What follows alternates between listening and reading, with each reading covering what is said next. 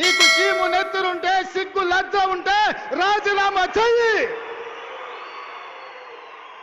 నువ్వు కూడా నీ మామలకనే సిగ్గు లేనోనివైతే ఏట్ల దుంకి సావు అని చెప్పి నేను ఈ సందర్భంగా చెప్పదలుచుకున్నా.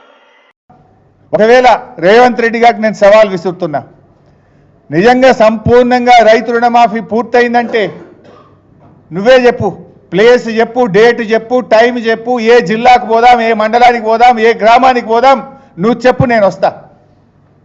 నా నియోజకవర్గానికి వస్తావా, నీ నియోజకవర్గానికి పోదామా, రాష్ట్రంలో ఎక్కడ పోదామో నువ్వే డిసైడ్ చేయి.